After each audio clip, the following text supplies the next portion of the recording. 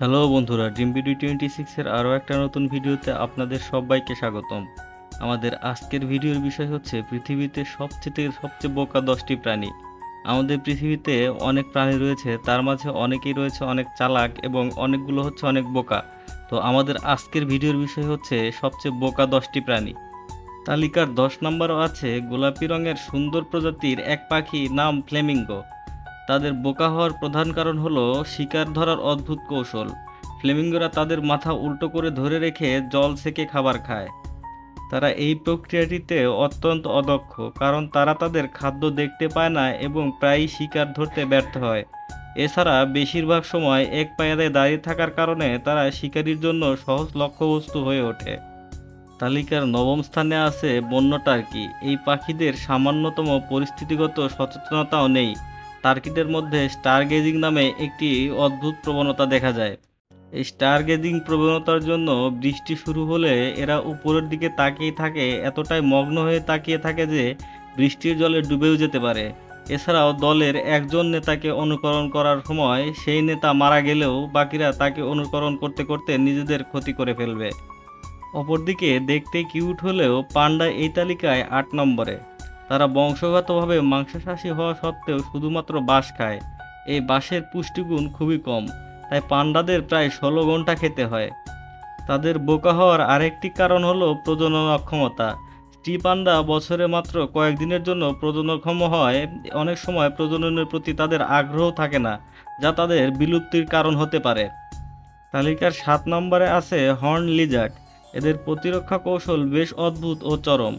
শিকারী দেখলে পালানোর বদলে তারা তাদের চোখ থেকে রক্ত ছিটিয়ে দেয়। চোখ থেকে রক্ত ছিটিয়ে প্রতিরক্ষা করে নিজেদেরকে। এই কৌশলটি শিকারীকে সাময়িকভাবে হতবাক করলেও এটি তাদের একমাত্র প্রতিক্রিয়া। অন্য কোনো পরিকল্পনা বা পালানোর কোনো চেষ্টা না করে এই চরম প্রতিক্রিয়ার উপর নির্ভর করে এদের অভিযোজন ক্ষমতাকে সীমিত করে দেয়। এই তালিকায় নিউজিল্যান্ডের প্রতীকী কিউই পাখি আছে ৬ নম্বরে। এরা উড়তে পারে না, যা এদেরকে শিকারির জন্য সহজ লক্ষ্যে পরিণত করেছে।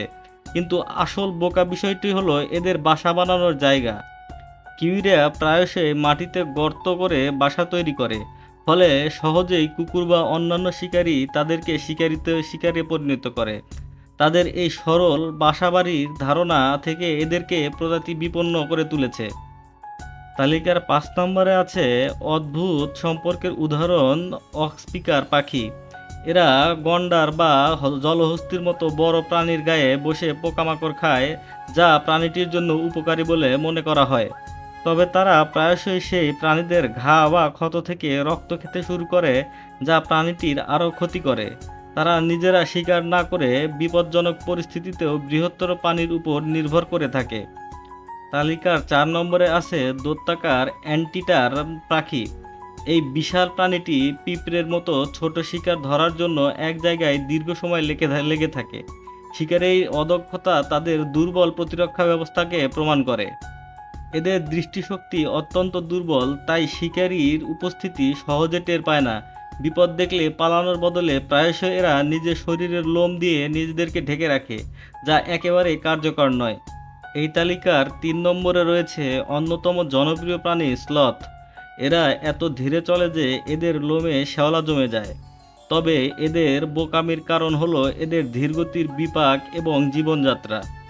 শিকারি কাছে আসলেও এরা দ্রুত পালাতে পারে না এবং নিজেকে বাঁচানোর জন্য কোনো বুদ্ধিদীপ্ত কৌশল অবলম্বন করে না।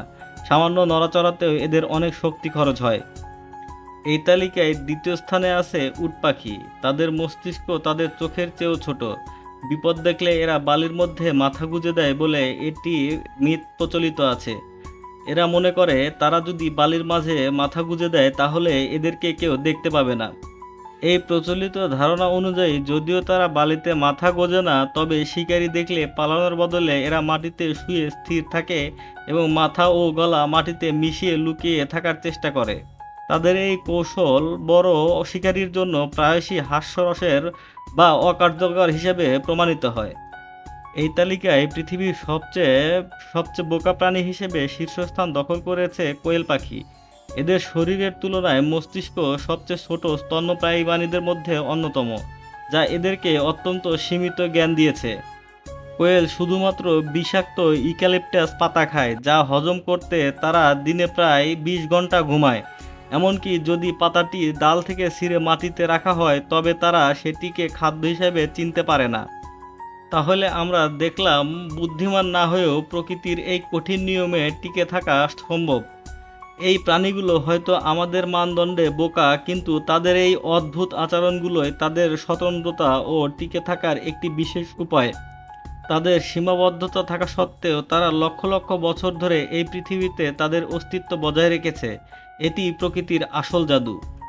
এই প্রাণীদেরকে বোকা বলে হাসার চেয়ে তাদের অন্যান্য জীবনযাত্রা ও টিকে থাকার গল্পগুলো থেকে আমাদের শেখার অনেক কিছু আছে, কারণ প্রকৃতি তাদের কাছে প্রতিটি জীবনই মূল্যবান।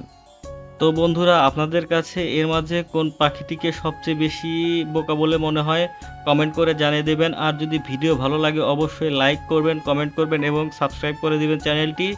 দেখা হবে আগামী ভিডিওতে। সেই পর্যন্ত সবাই ভালো থাকবেন, সুস্থ থাকবেন। আল্লাহ হাফেজ।